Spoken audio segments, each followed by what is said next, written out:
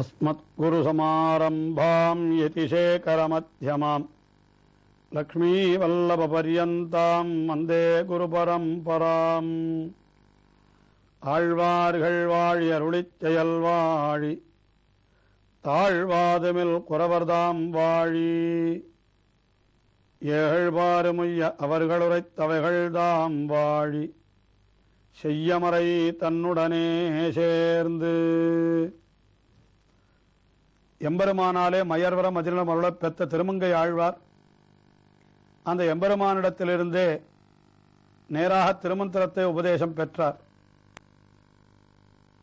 அந்த திருமந்திரத்தின் கருப்பொருளாய் நிற்கின்ற எம்பெருமான் எழுந்தருளியுள்ள திவ்ய தேசங்கள் தோறும் தம்முடைய திருவடிகளாலே நடந்து சென்று ஆங்காங்கே எழுந்தருளிருக்கின்ற எம்பெருமான்களை எல்லாம் வரிசையாக மங்களாசாசனம் செய்து கொண்டு வருகின்றார். வடகோடியிலிருந்து தொடங்கி பல பல திவ்ய தேசங்களை எல்லாம் மங்களாசாசனம் செய்தவர். வடநாட்டிலே கடைசியாக திருவேங்கட மலையை, அந்த திருவேங்கடத்திலே எழுந்தருளிருக்கின்ற எம்பெருமானை 4 பதிகங்களாலே, அதாவது 40 பாசுரங்களாலே மங்களாசாசனம் செய்தார். அதற்கு அடுத்தபடியாக திருவேங்கடத்திலிருந்து தெற்காக எழுந்தருளுகின்றவர். அந்த திருவேங்கடத்திற்கு அடுத்தபடியாக திருவெவ்வளூர் என்று சொல்லப்படுகின்ற, அதாவது தற்பொழுது திருவள்ளூர் என்று வழங்கப்படுகின்ற திருத்தலத்திலே எழுந்தருளிருக்கின்ற எம்பெருமான், அவனை மங்களாசாசனம் பண்ணுகின்றார். திரு எவ்வளூர் என்று இந்த பாசுரத்திலேயும் திருமங்கை ஆழ்வார் எவ்வுள் கிடந்தான் என்றே அருளிச் செய்கின்றார். சாலிஹோத்திர மகர்ஷி என்பவருக்கு பிரத்யக்ஷமான எம்பெருமான் தான் கிடப்பதற்கு தகுதியான இடம் எது என்று அவரிடத்திலே கேட்டானாம். எவ்வுள், எந்த இடத்திலே நாம் இருக்கலாம் என்று அந்த மகர்ஷியை பார்த்து எம்பெருமான் கேட்டானாம். அவர் இந்த இடத்தை காட்டினபடியினாலே இந்த ஊருக்கே எவ்வுள் என்றே பெயர் ஏற்பட்டு விட்டது. அந்த எவ்வுள் ஊர் என்பது திரு எவ்வளூர் என்றாகி அது தற்பொழுது வழக்கிலே திருவள்ளூர் என்று மருவி இருக்கிறது என்று கொள்ளலாம். அப்படிப்பட்ட திரு எவ்வளூரிலே எழுந்தருளிருக்கின்ற வீரராகவ பெருமான் சயன திருக்கோலத்திலே எழுந்தருளிருக்கின்றான். அந்த எம்பெருமானை 10 பாசுரங்களாலே மங்களாசாசனம் செய்கின்றார் திருமங்கை ஆழ்வார். அங்கே எழுந்தருளிருப்ப எம்பெருமானுக்கு ராகவன், வீரராகவன் என்றே திருநாமம். சக்கரவர்த்தி திருமகன் ராமபிரான் தான் அங்கே சயன திருக்கோலத்திலே எழுந்தருளிருக்கிறான் என்கிறபடியினாலே முதல் 2 பாசுரங்களிலே ராமாவதார சரித்திரத்தையே தெரிவிக்கிறார். அதிலே முதல் பாசுரத்திலே அந்த ராவணன் அவனுடைய ஊரை அழித்தான் தன்னுடைய பராக்கிரமத்தாலே எம்பெருமான் என்று அருளிச் செய்கின்றார். ஆகையாளை முடியோடி காதல் செய்தானவனோர் நாகமாக நம்பவல்லா நம்பி நம்பெருமான் வேயினன் தோள் மடவார் வெண்ணையுண்டான் இவனென்னே ஏதனின் எம்பெருமான் எவ்வுள் கிடந்தானே. ராவணன் சீதா பிராட்டியை அபகரிப்பதற்காக வருகின்ற பொழுது ஒரு முனிவனுடைய வேஷத்திலே வந்தான், சந்நியாசியினுடைய வேஷத்திலே வந்தான் என்று ஸ்ரீ ராமாயணத்திலே சொல்லப்பட்டிருக்கிறது. அதைத்தான் காட்டுகின்றார் ஆழ்வார் பாசுரத்திலே. காஷையாடை மூடி, காஷை ஆடை என்றால் காஷாய வஸ்திரம் என்று சொல்லுகின்றோமே, அந்த காவியாடை, அதைத்தான் காஷையாடை என்று தெரிவிக்கின்றார். ஆஹா, காவியாடை அணிந்து அவன் பிராட்டியை அபகரித்த பிற்பாடு ராமபிரான் வருவதற்கு முன்னாலே அங்கிருந்து ஓடி போய்விட்டானாம். ராமனிடத்திலே அவ்வளவு பயம் போலும் அவனுக்கு. ஆயினாலே காஷையாடை மூடி ஓடி வந்தவன் காதல் செய்தான். காதல் என்னால் அந்த பிராட்டியினிடத்திலே, எவ்வுயிர்க்கும் தாயான பிராட்டி, அவரிடத்திலே இவன் மாதாவினிடத்திலே, தாயினிடத்திலே வைக்கின்ற அன்பை வைக்காமல் காமம் கொண்டான் அல்லவா, அதைத்தான் ஆழ்வார் தெரிவிக்கிறார். காதல் செய்தான் என்று தெரிவிக்கின்றார். அப்படிப்பட்ட காதல் செய்தான் அவனூர் என்றும் பிரிக்கலாம், அல்லது காதல் செய் தானவன் ஊர் என்றும் பிரிக்கலாம். தானவன் என்றால் அதாவது அரக்கன், அசுரன் என்பது பொருள். இவனும் ராட்சச ஜாதியிலே பிறந்திருந்தாலும் கூட அசுர குணத்தை உடையவனாக இருந்தான், அல்லது முற்பிறவிலே இவன் அசுரனாகத்தான் இருந்தான் என்றெல்லாம் சொல்லப்பட்டிருக்கின்றபடியினாலே அப்படிப்பட்ட தானவன், தானவன் என்னால் அந்த ராவணன், அவனுடைய ஊர் என்னால் லங்காபுரி, அது நாசமாக போகும்படியாக என்னால் பெரிய யுத்தம் ஏற்பட்டு அந்த யுத்தத்திலே அந்த லங்கா நகரமே அழிந்தது என்று சொல்லுகிறார்கள். அது மறுபடியும் விபீஷணனுக்காக அதை புதுப்பித்துக் கொடுத்தான் என்கிற வரலாறு இருந்தாலும் கூட முதலிலே அதை அழித்தான் அல்லவா, அதை தெரிவிக்கின்றார். அவனூர் நாசமாக நம்பவல்ல நம்பி என்றால் அவனை நம்பலாம் என்கிறார். இப்படி ஒரு பிராட்டி அவளுக்காக இவ்வளவு காரியங்களை செய்தான் அல்லவா, ஆயினாரே அப்படிப்பட்டவனை நாம் கண்டிப்பாக நம்பலாம் என்பதாக, அப்படிப்பட்ட நம்பவல்ல நம்பி அவன் நம்பெருமான். இப்படி என்ன செய்தான், உலகத்தார் அவனை ஏசாதிருக்கும் பொருட்டு அந்த மனைவியை மீட்பதற்காக இப்படி ராவணனை அழித்தான் என்று இதை தெரிவித்தவர். உடனே அடுத்தபடியாக பின்னடிகளிலே என்ன தெரிவிக்கிறார் என்றால், அவன் ஏசும்படி இருந்ததையும் தெரிவிக்கின்றார். ராமாவதாரத்திலே எல்லாரும் கொண்டாடும்படி இருந்தான், ஆனால் கிருஷ்ணாவதாரத்திலோ எல்லாரும் ஏசும்படி இருந்தான்.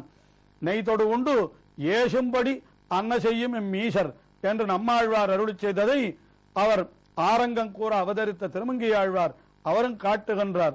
வேயினன்ன தோள்மடவார் என்றால் மூங்கில் போன்ற தோள்களை உடையவர்களான அந்த ஆய்ப்பெண்கள் அவர்கள் எல்லாம் வந்து யசோதனிடத்திலே முறைப்பட்டார்களாம். என்ன முறைப்பட்டார்கள் என்னால், வெண்ணையுண்டான் இவனென்று, எங்கள் வீட்டிலே நாங்கள் குவித்து வைத்திருந்த வெண்ணெய் அது அத்தனையும் இவனே உண்டு விட்டானே என்று ஏசனென்ற எம்பெருமான். இப்படி எல்லாராலும் ஏசும்படியாக இருந்த அந்த எம்பெருமான் எவ்வுள் கிடந்தான் என்று ராமாவதாரத்திலே குணத்தாலே அந்த ஊரை ஆண்டான், கிருஷ்ணாவதாரத்திலே தன்னுடைய குறும்புகளாலே அந்த ஊரை ஆண்டான் என்று சொல்லுவார்களாம். அதை அப்படியே இங்கே முன்னடிகளிலே ராமாவதாரத்தை சொல்லி பின்னடிகளிலே கிருஷ்ணாவதாரத்தை சொல்லி அப்படிப்பட்ட எம்பெருமான் தான் இங்கே எவ்வளூரிலே எழுந்தொழிருக்கின்றான் என்று திருமங்கையாழ்வார் அருளி செய்தார். இரண்டாம் பாசுரத்திலே அந்த ராவணனை அழித்த அதே வரலாற்றை சற்று வேறு விதமாக தெரிவிக்கின்றார்.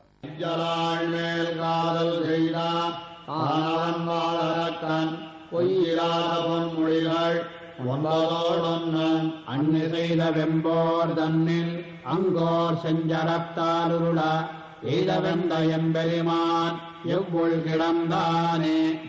தையலாள் என்னால் அவள்தான் சீதா பிராட்டி, மிகவும் அழகுடையவள்.